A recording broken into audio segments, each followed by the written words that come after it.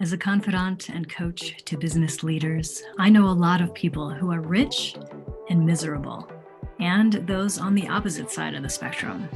So let's pull it all together, shall we? We'll explore the intersection between wealth and joy. We'll look at the psychology, spirituality, and practicality of money, plus some of the things that make up a truly lucrative lifestyle. I'm your host, Mindy Kinnis, and this is the Lucra Life. Hey, welcome to part 2 of my original True Wealth course. As a reminder, I'm getting ready to update this program. You can join in the fun for free if you go to lucra.com, that's lucra.com, click Get Access, fill in your information, and I will send you the invitation. Enjoy the show. Mindy Kinnis here. This is part 2 of my True Wealth course. I want to jump right in and get back to all of your questions and obstacles and challenges that you wrote in. So thank you again for responding to my email, and hopefully this has been of some help to you. So here we go.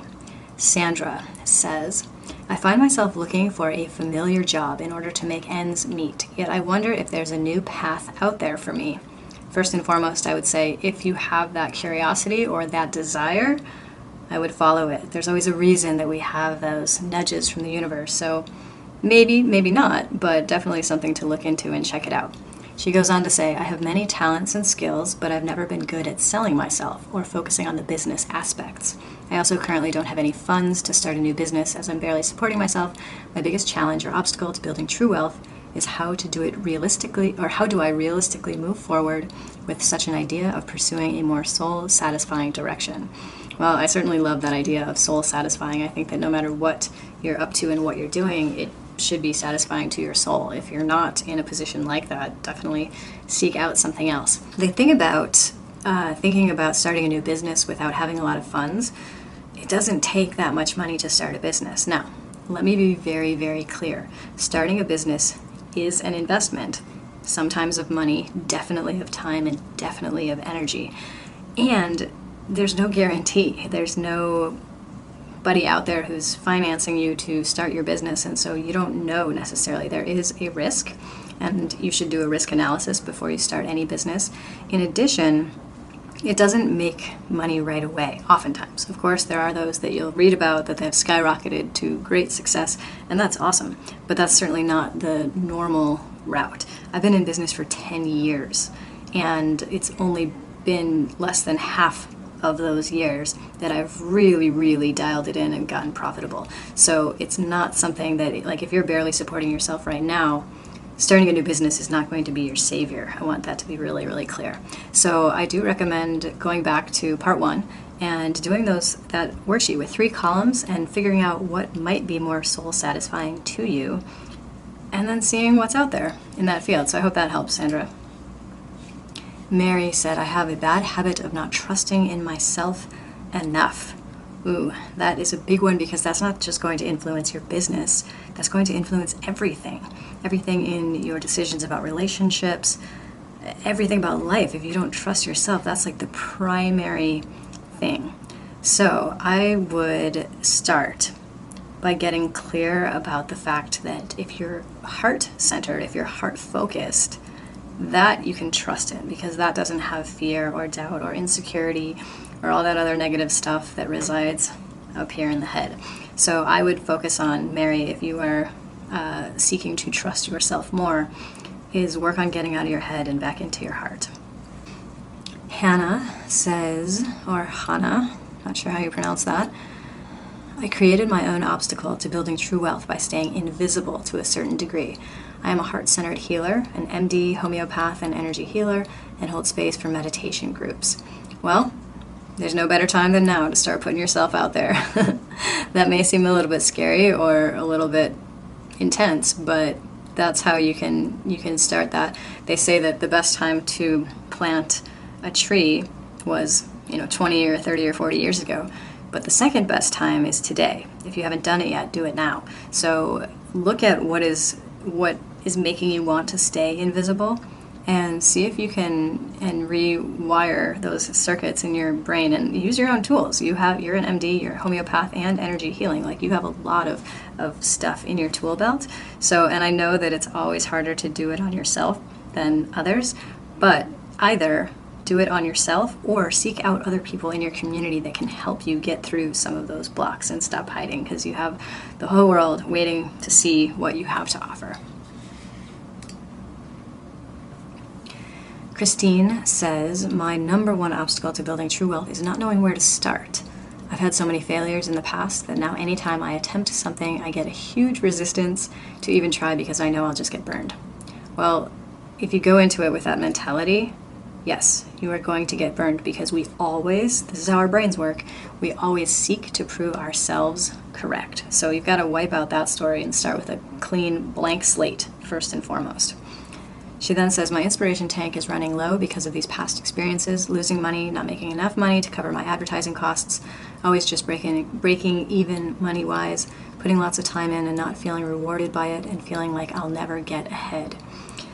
So, Christine, the unfortunate thing is that's life, right? That's business. We will have times of growth and then times where we plateau, and then even times where we are going to lose money. That happens to almost every single business owner on the planet. So one, you're not alone.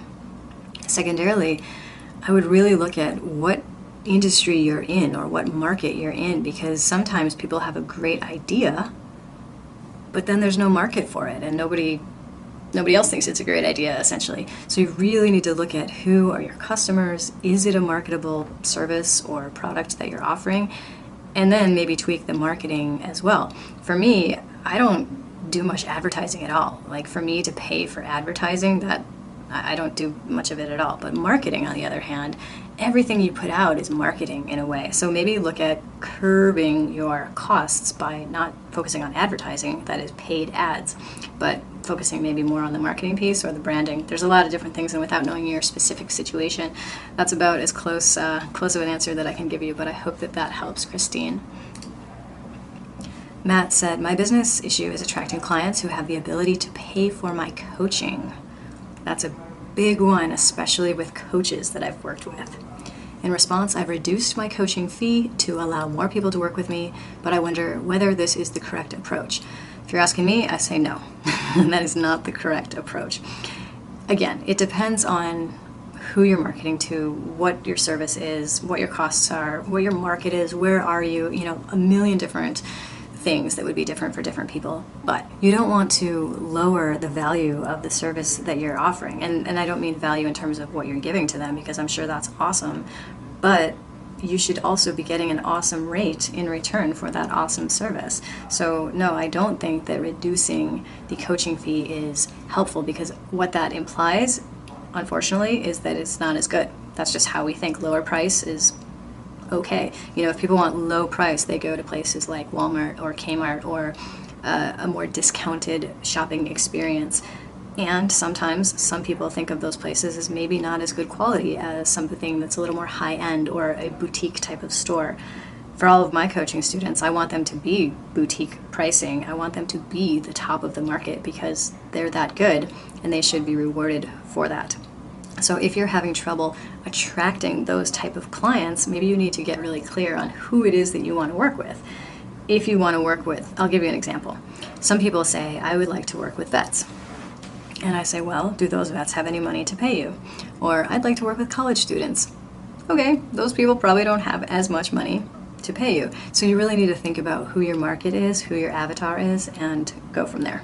Lisa wrote in and signed off going boldly, which I love, of course, because I always sign off my emails, go boldly. So awesome, Lisa. Thank you for that.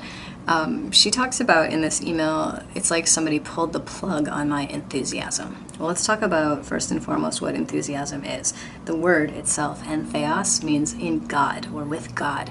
So God, not in a religious sense, but God meaning the spirit or the soul of what you're doing. So without enthusiasm, you don't have that spirit or that essence of excitement or passion or anything like that.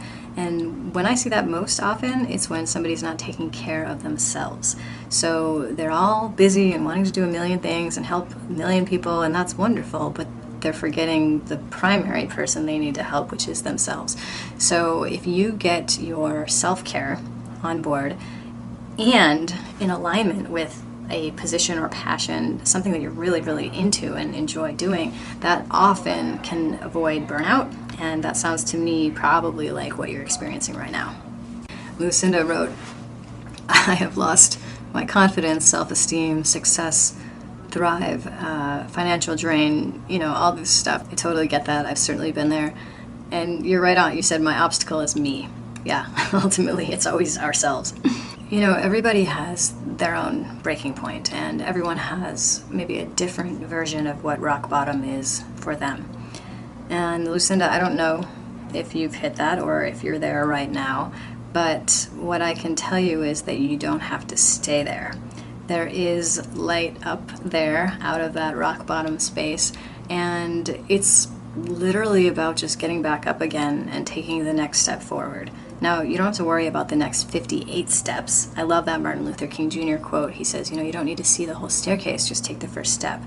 And that's very, very true, because especially in the world of business, we don't know what's going to happen. There could be some economic crisis like there was back in around 2008 when I was starting my business, 2007, 2008, 2009, 2010. It was like one of the biggest crashes in recent history. We don't know what's going to happen, but you have to get back up. If you're still here, you're not done yet. So get back up and take that first step. AL says, number one obstacle is getting steady clientele to sustain my bottom line. I can't lower my prices anymore. Yes, I already spoke to that. Do not lower your prices anymore. But after I raised them, my clients dropped off. Not sure if my marketing is to blame, price point, or what. So again, there's a million different ways to go about this, but generally, you want to think in terms of supply and demand. If you have lots of people, raise your price. If you don't, you could try lowering your price, but I don't think that that's often the issue. Price point, unless you're in a very specific industry or situation or niche market, I think there are people out there that would pay almost any different rate. I mean, everybody thinks of it differently. One of my clients who's going to Africa with me this year we were talking about the price of that trip, and she was like, oh man, like that's actually inexpensive. I thought it was going to be much, much more, like $20,000. So she's thinking it's inexpensive. Then I spoke with a woman on the phone just yesterday who was asking about the trip, and she was like, wow, well that's really expensive. That's a very expensive trip. And so, different people have different perceptions of what is expensive, and you need to figure out who you want to work with, what they can pay you, and then how best to market to those people. You need to be in front of those specific people. Okay, Amber says, my biggest challenge is the limiting belief that wealth has to be hard. Yes, I had that one. Earning it has to be a chore and take up time that, quote, should be spent with family. Maintaining it is scary, and the more I have, the scarier it becomes. More to have means more to lose. And again, yeah, you could lose it all. I know people in business that have had huge, and I'm talking millions of dollars in losses, and then they figure it out again, and then they make even more. And then sometimes they lose it again for whatever, a variety of reasons. But like I said before, you're not done yet. So take that next step, get back up, and keep going. And I would say it's really, in terms of what you said about it has to be hard and it should be spent with family, it is hard to maintain a balance between family and other things that you're committed to, your self-care, and running a business. And for me, I run 2 businesses. I'm crazy, but I enjoy it. It keeps me active. So with that, I would say really just look at when can you set aside time from the family, from your other commitments, and be able to focus on your business, and then other time that you can focus on you when you're going to do your self-care. I think that will help a ton. And then looking at shifting up that story a bit. 22 says, I think it would be mindset for me, believing that there is more than enough to take care of my needs. So yes, that is true. There is more than enough, but you also have to be active in drawing that to you. making that money, doing the work, serving. I heard somebody once talk about attempting to outgive the universe. So they were just like, how can I provide more value, more value, more value, more value? Because they wanted to try and outgive the universe. Well, that doesn't happen. The universe always gives you back more. And so maybe try that. See if you can outgive the universe and just watch what happens. Katie says, motivating myself to build my business. I procrastinate constantly. Katie, so what I would say to you is if you cannot even motivate yourself to build the business, maybe it's not the right business for you. Or maybe you're not cut out to be an entrepreneur. And I know that maybe sucks to hear, but that's the truth. It's hard. It's a lot of hard work. And if in the beginning, well, I should say, I'm just guessing, you're in the beginning, maybe you're not. If it's already a motivational issue, I don't know. I don't know that you would make it through the tough times because, yes, procrastination. I procrastinate all the time. Let's be clear about that. I'm a huge procrastinator. And I'm okay with that because I get the stuff done when it needs to get done. But in terms of the motivating of self, if that business that you're attempting to build isn't pulling you into your future, it may not be the right one for you. So I would go back to the drawing board and really look at what it is you're trying to create and what you can do to shift that story. Leah said that she is with her husband in Hong Kong now and trying to figure out essentially what to do. You could sell little products like essential oils, but that has small margins. She's learned semi-permanent makeup. She had a few clients but couldn't promote it. And getting frustrated about having a clear goal of what exactly makes me hot and passionate. I love that. I love people. I love talking to people. I know communication would be my thing. So how to earn via communication and what to sell to make money. Well, if money is the key for you, that's the wrong way to look at it. You have to look first to a need in the world. What do people want? What do people need? And then how do your skills and passions line up with those things? So again, go back to that description that I gave in part 1 about the 3 columns on a piece of paper and see if you can figure out how those puzzle pieces fit together, because that's ultimately what it is. It's a puzzle of here's all the stuff that I can do and am interested in. Okay, now how do we make it fit? Hyuna writes and says, I've been trying to change and improve my life, but it seems I'm at the same point. I want to let go of my past hurts and move forward, but it keeps haunting me, and therefore I don't get any satisfying result. I'm stuck and unhappy. I'm happy to receive your guidance. So, depending on what your situation is, or depending what those past hurts are, maybe therapy would be a helpful piece to start with. There's so many different types of therapy out these days. Really cool stuff that works with the neurology. Maybe coaching, talk to somebody. The key is not to quit. If you quit, you're done. But don't be done. You have something to offer the world. So figure it out and just keep working toward not getting rid of, because I think, who we are, it's always going to be with us. The experiences that we've gone through, they're always with us to some degree, but they don't have to run the show anymore. And that's what is different. And in some cases, therapy can be really, really helpful.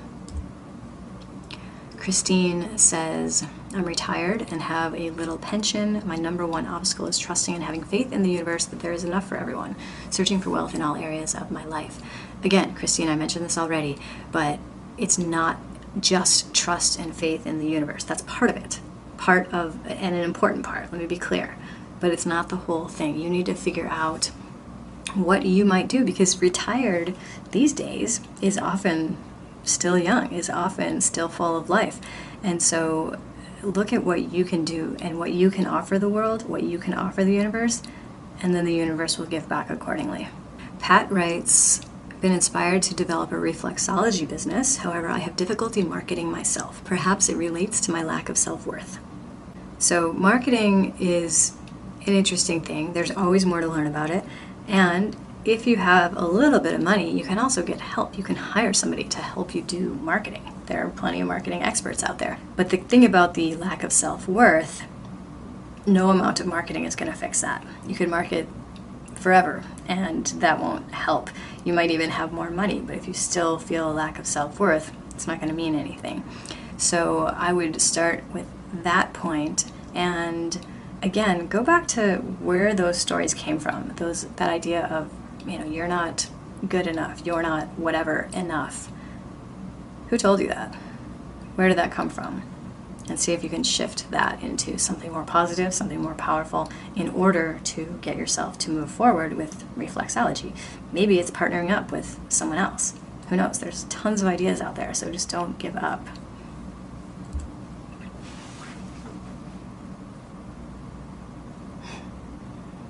Lily's writes, you were telling my story. You know, I heard from so many of you guys that when I shared my story in the interview, it was resonant with something that you have gone through. So she says, my number one obstacle to building true wealth is that I move one step forward and then 3 steps back. Yeah, that happens. I had made my past financial journey based on trust, not my intuition, and resulted in a big hole in my pocket. So yeah, in some ways it can feel like that. A little bit ahead and then a ways back. But again, like I've been saying this whole video, is do not give up. Keep pressing on, keep pressing forward, because there are people out there that need your help. There are people waiting for you to get yourself together enough so that you can assist them, that they can receive your offerings, receive your services, and that thereby you also will receive money in return. But just keep going. Lynn says, feeling I am not worth it. And yeah, again, go back to in part 1 where I talk about the imprinting, and think about what statements you might use to create a new affirmation for yourself. I am are 2 of the most powerful words in, that's English obviously, but in any language, because whatever you put after that defines who you are. And for me, I think that the only true definition, or how you can end that statement, is by saying I am infinite.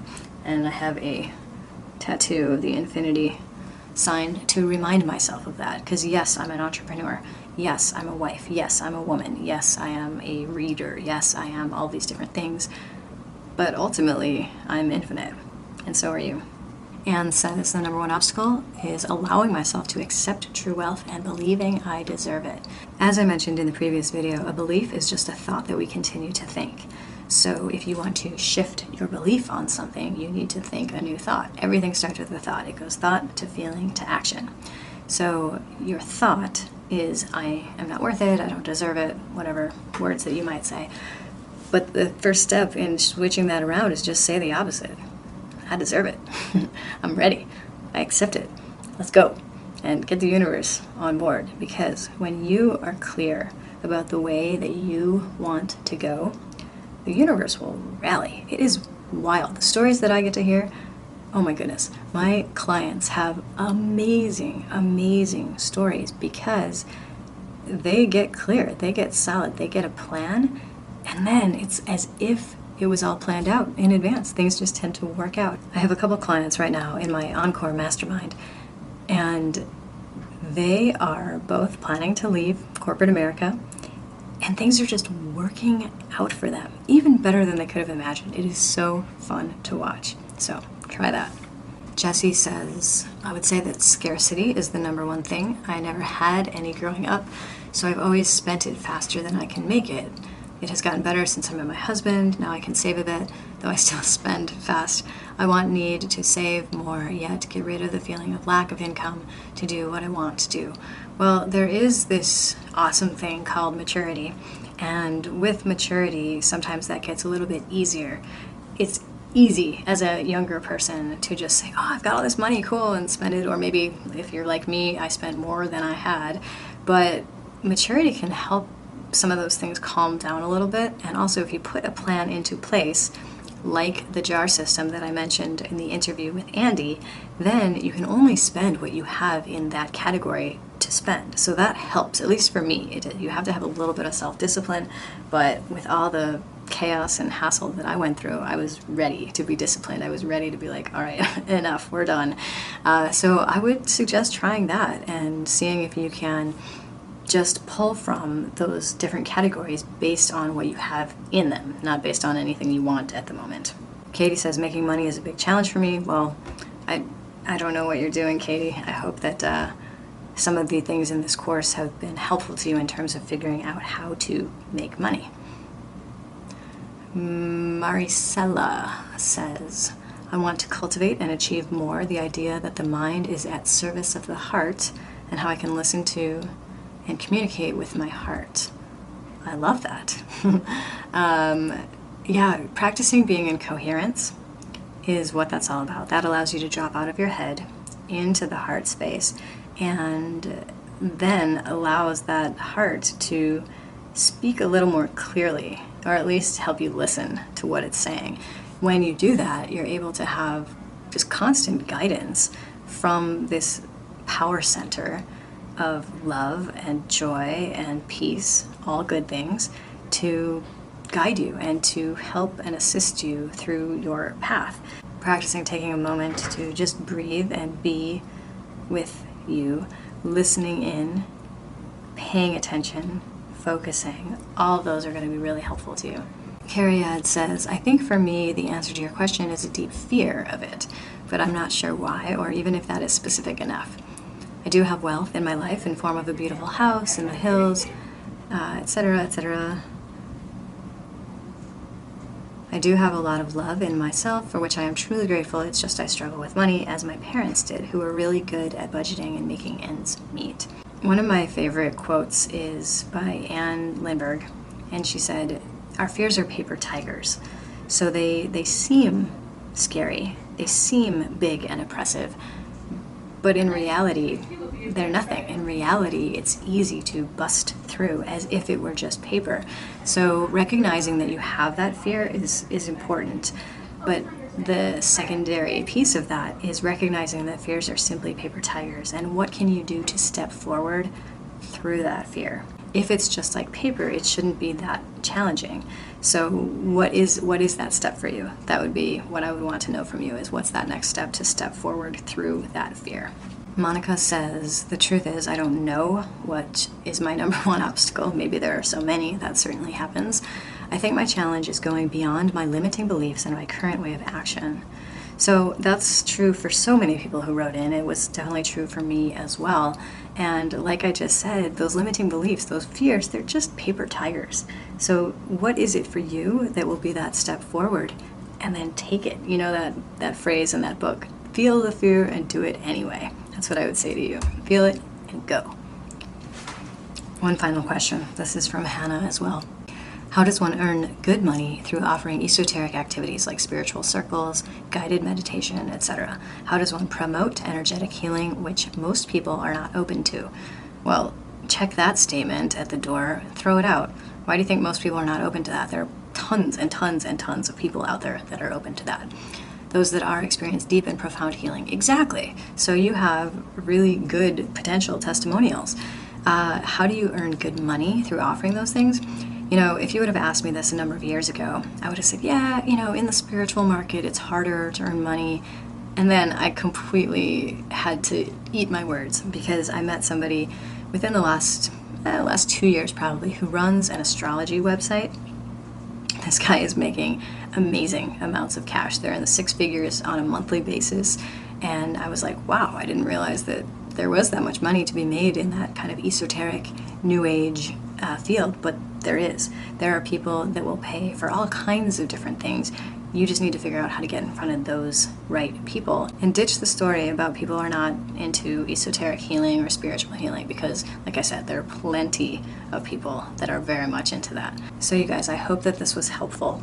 I definitely enjoyed reading all of your emails, and thank you for responding, for replying back to me to let me know what your greatest challenge was. And my goal with this community that we have built through Andy's interview and all of you that wrote in to join this True Wealth course, let's just keep going. Let's keep the conversation alive, because what matters truly is telling the truth about where you're at financially, and sometimes that's hard. I have a student right now in core who is struggling to look at the numbers and really be certain about where he's at right now. But you're not alone. Let's be clear about that.